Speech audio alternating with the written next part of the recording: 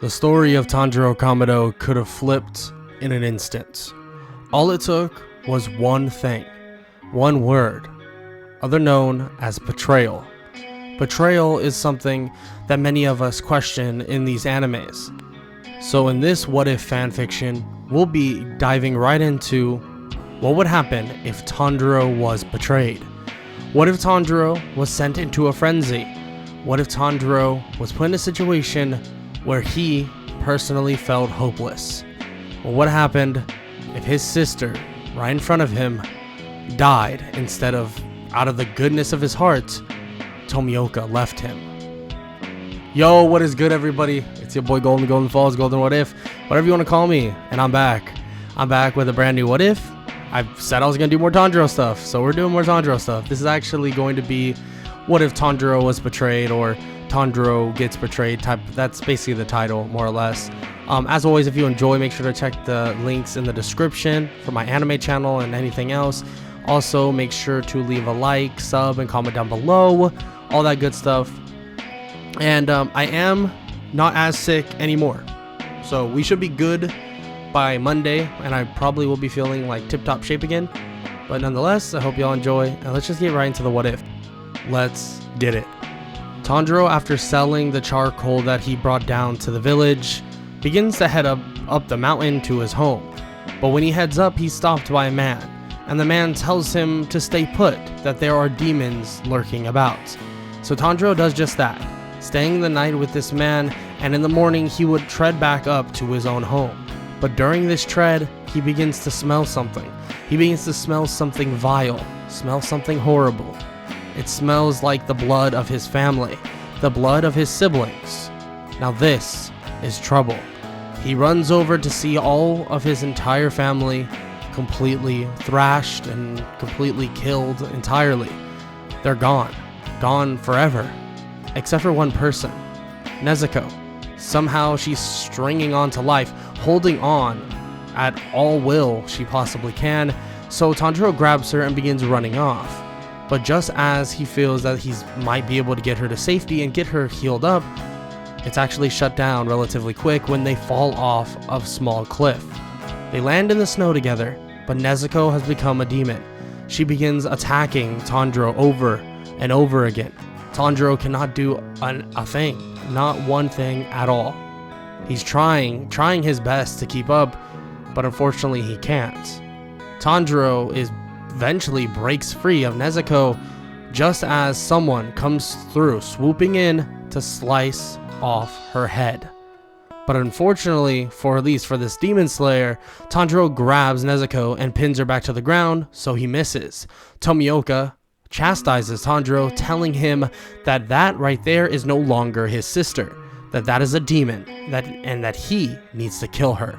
Over and over again they argue, leading to Tanjiro pulling out anything he possibly can, trying to show Tomioka that he can put up an effort, and eventually that effort would be shown.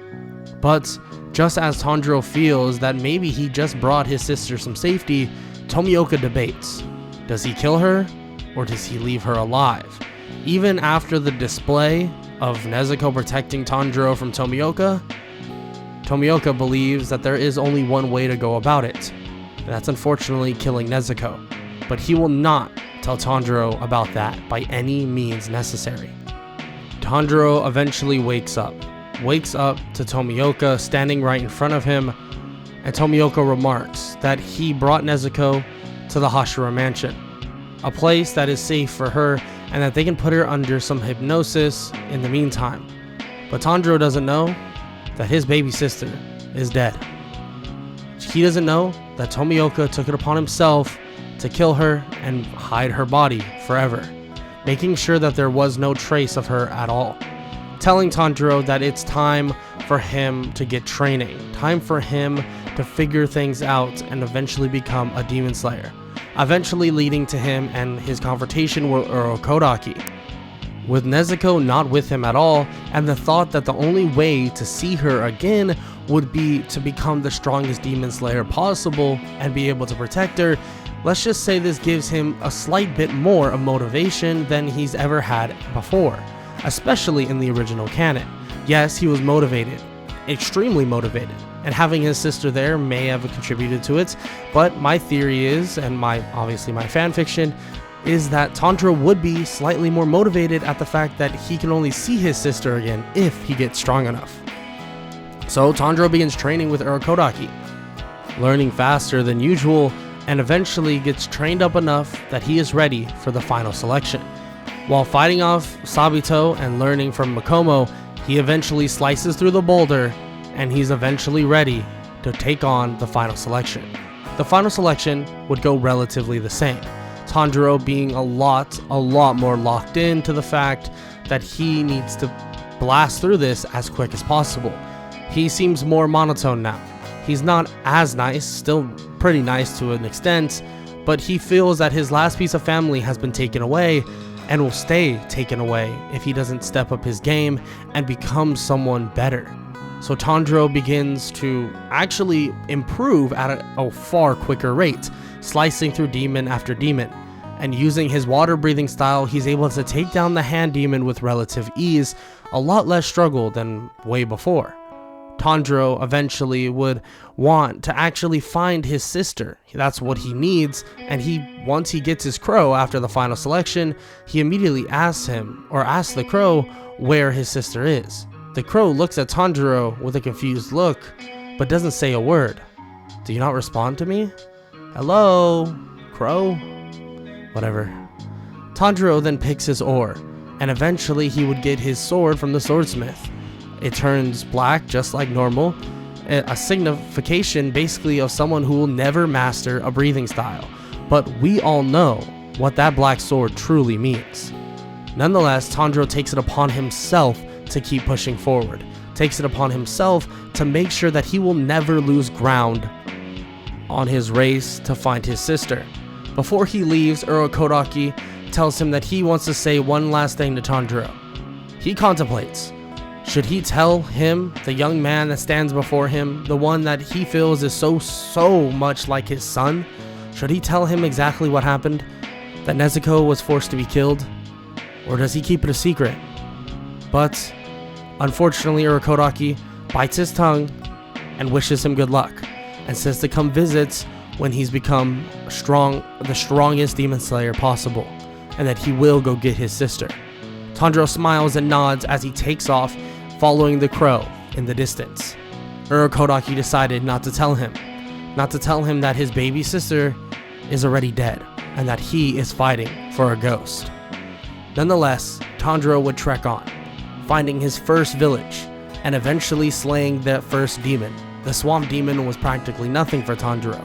His mastery of water breathing is at a far different level than he would in canon. Being able to push himself to a new brink of more or less power, Tanjiro is far more skilled.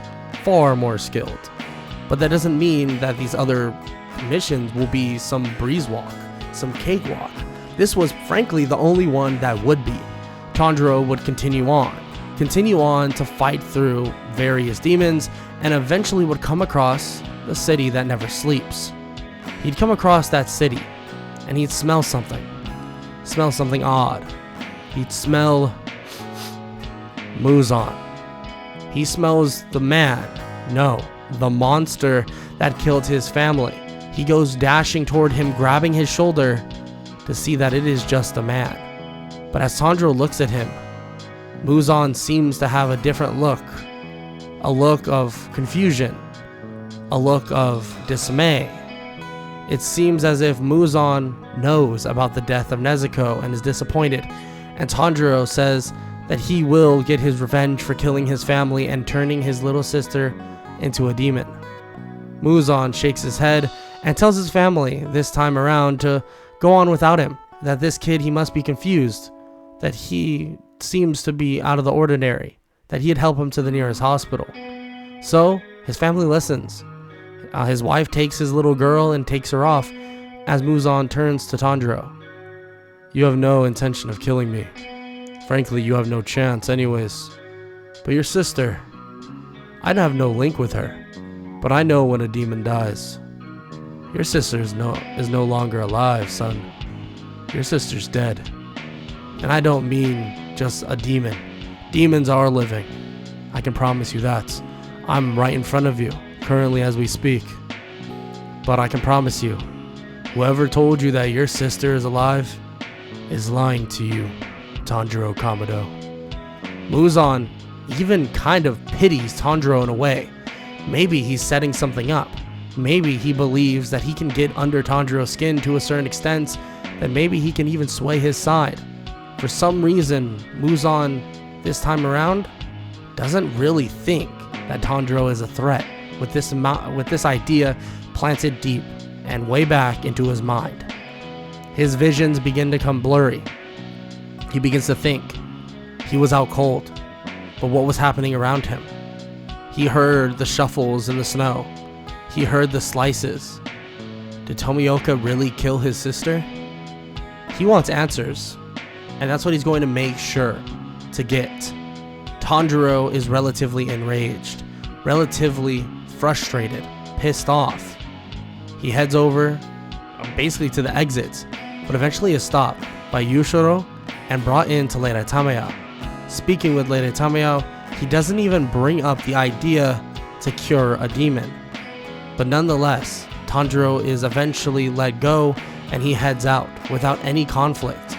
It seems as if Muzan didn't feel that Tanjiro was a threat and didn't have to send demons his way. While Tanjiro is heading out to that one mansion, he continues walking. And then he remembers something. Remembers the words of his family, his mother, everything. Remembers anything and everything he's ever heard in his life. Is this real? Is he just walking on water at the moment? Is this all a dream? Did he die with them? He wishes so. He doesn't want to carry this burden anymore, but nonetheless, he wants true answers. Tanjiro asks the crow where the Hashira mansion is and where is Giyu Tomioka. Immediately the crow is confused, saying that the Hashira mansion is a place that could be guided relatively easily, and explains exactly where the location is, but the crow sets off saying that he can follow the crow during this sequence. So instead of going to the mansion to fight a demon, he heads off following that said crow. During this journey, he stumbles across relatively a decent amount of demons, minor demons at that though, killing them like it was nothing. Tanjiro has one thing in mind, and one thing in mind only. He wants to make sure that his sister is safe, and if it's true that his sister is gone, he doesn't know what he will do. He doesn't know what his body will make him do. So that's exactly where he heads, to the Hashira mansion. And when he arrives and speaks with the Hashira and the Hashira master, it seems as if it's revealed that Nezuko is no longer in the land of the living. Nezuko is dead. But luckily, she would be at peace in that world because she never hurt a human. You never gave her that chance. You never did. She could have chose her own path as a demon. I could feel it. I could feel it. As my sister, I know Nezuko. You didn't give her that option, you killed her. You took the option away. Tanjiro is livid, pissed. The other Hashiras say that a demon cannot live in the presence of a demon slayer no matter what. Yes, they may have not killed a human, but they're bound to kill one. That's how demons work. They need food. They need humans. They need blood. Tanjiro is mad, pissed, and begins to storm off. Some of the Hashira stop him, but he pushes them out of his way, saying that he needs some air. He doesn't want to be around them right now. Tanjiro doesn't know what to do. What would Nezuko want for him? What would his family want? Fight demons? Fight alongside people that lied to him? That betrayed him? What was next? What was next? Tanjiro begins to think about this. Why did Muzan go to his place? Why did he approach that family? About a mile away from that place, a mile away from the Hashira mansion, a voice would then talk. There's always a reason why I went there, Tanjiro Kamado. Tanjiro turns and pulls out his sword, and Muzan says that frankly if they fought here, Tanjiro would die. But he'll give him an offer. Give him a small offer, something simple. Some of the hashira though are on the track for Tanjiro, wanting to keep an eye on him. And when they realize who is in front of him, let's just say they'll begin to panic, and they realize how crucial this meeting has now become. They run off and begin to sound the alarms practically, telling everybody that Muzan is in a 1-mile radius of this area. Muzan explains to Tanjiro exactly what occurred, exactly why it happened. He says that a demon can live forever, that his sister could have lived forever, that the goal for us demons is to conquer the sun and conquer decapitation. Unfortunately, his sister was not able to do either. And that doesn't mean that she was not worthy, Tanjiro. That does not mean she wasn't good, wasn't smart, wasn't fast. She didn't have time to develop. They didn't let her. Your sister could have lived forever, Tanjiro. Forever. But she was not given that chance. She was stripped of that almost instantly by the water hashira. Now, I could give you that chance. Would you like that? You could live forever. Yes, it would be hard without your family, but everyone that betrayed you, you could get back, and you could have overwhelming power forever. Tanjiro stands there in complete and utter shock. What is he supposed to say to this? Is this a gift? A curse? Does he want to see his family again? What would mean more to him currently? Would it be better for him to throw away all his morals and become a demon? What would he want to do? And maybe this is the only way out. He feels that the betrayal of Tomioka, someone he may have not known, but the idea that his master, Urokodaki, didn't say one word. How could he feel? How would he feel about it? He feels cursed, broken, destroyed. The loving Tanjiro within him seems to be depleted, grinded down to almost nothing. But there's always a speck. There's always a speck of Tanjiro, the true Tanjiro within him. But still, that speck would be not enough to accept the deal, or to not accept the deal from Muzan himself. The man that may have killed his family is offering him power, enough power to defeat the people that betrayed him. In the moment Tanjiro accepts, taking the blood of Muzan, and his body begins to basically change, spaz out, and ridiculously change at a rapid rate.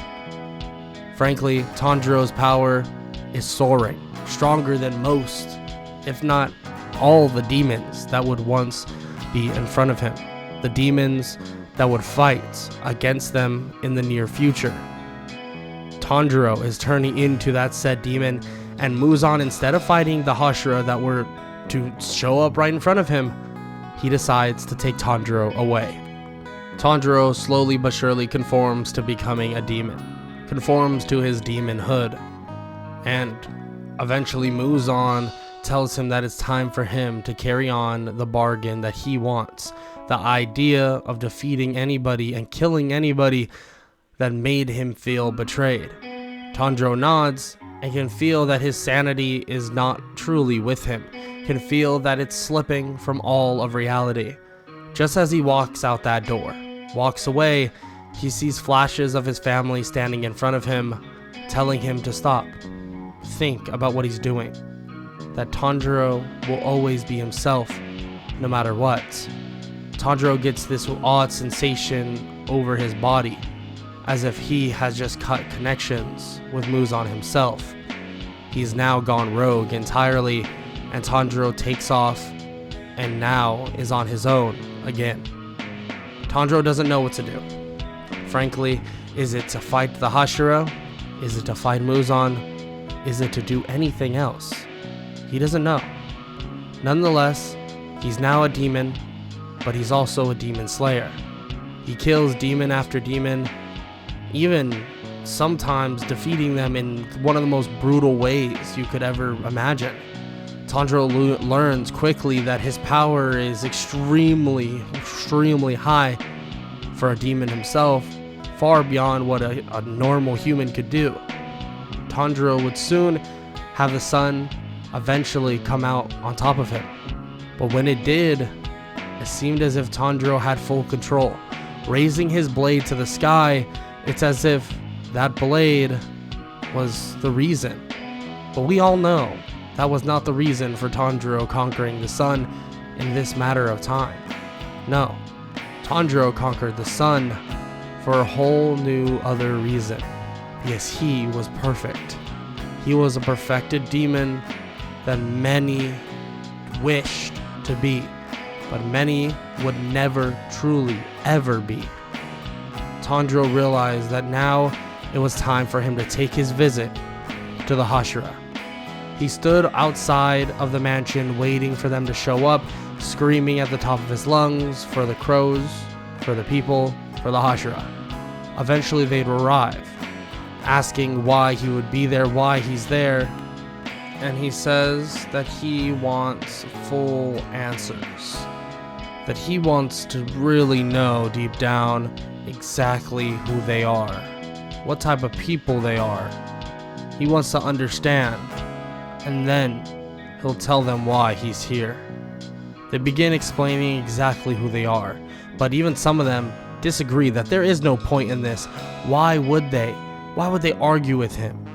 There's no reason by any means, as a couple of them go diving forward and slice off Tanjiro's head. But guess what? There is no cutting his head off. Tanjiro has become a perfect demon.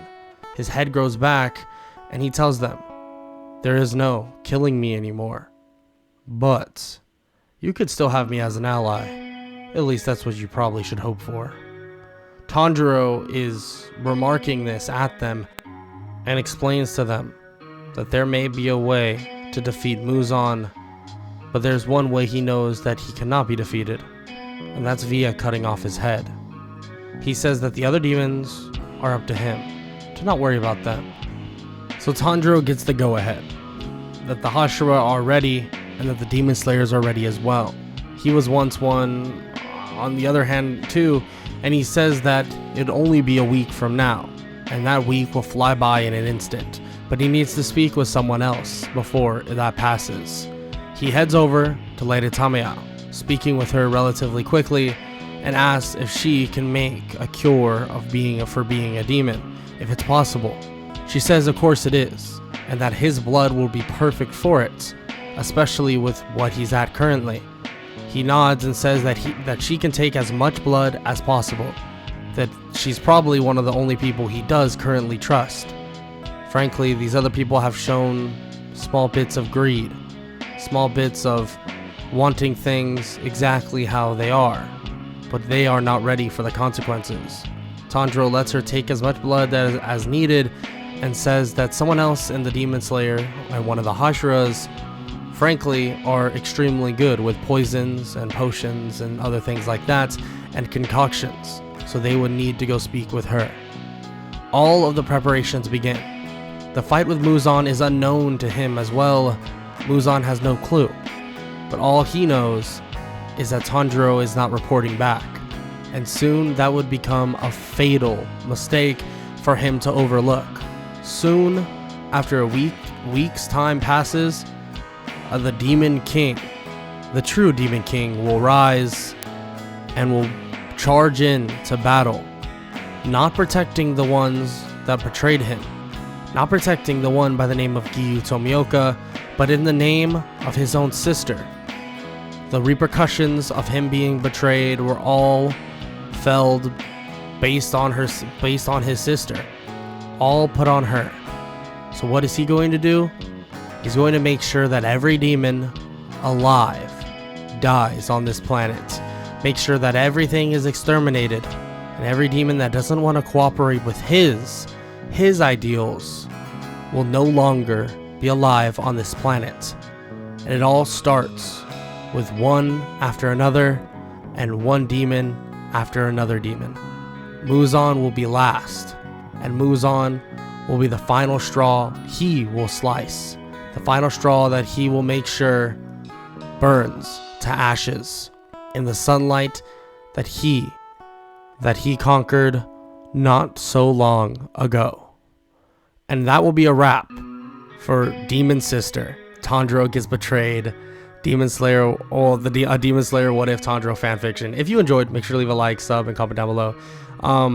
Yeah, this wasn't going to be a movie. Obviously, I said that I'm still minorly sick. I'm getting better. My voice still hurts a bit. And it's basically the most I can do at the moment. The next episode of this will be either Monday or Tuesday. So if you want to see it Monday, so you want to see it as soon as possible, leave a like, sub, and all that good stuff. I know this whole betrayed thing is kind of becoming a trope now. Kind of like they did the whole, people have done the whole what if Goku was betrayed thing. I thought I would do what if Tanjiro was betrayed. I know someone else and some other people have done what if Deku was betrayed. If you want to see me do what if Deku was betrayed, I'll do that. I don't really care. Same thing with the Naofumi one. I actually had a thumbnail for Betrayed Deku a long time ago, like a couple weeks ago, but I just decided not to do it. But yeah, if you guys want to see that, let me know. I mean, I'm down. I can do what if Naofumi was betrayed, which he kind of was, but you know where I'm getting with that one. I can do what if Deku was betrayed. I can do what if Itadori was betrayed. I can, whatever. But yeah, I feel like might as well knock out those tropes. I've gotten a lot of suggestions with them, so why not, right? Nonetheless, hope y'all enjoyed. I hope all of y'all have an amazing day. Later. I don't wanna waste what's left.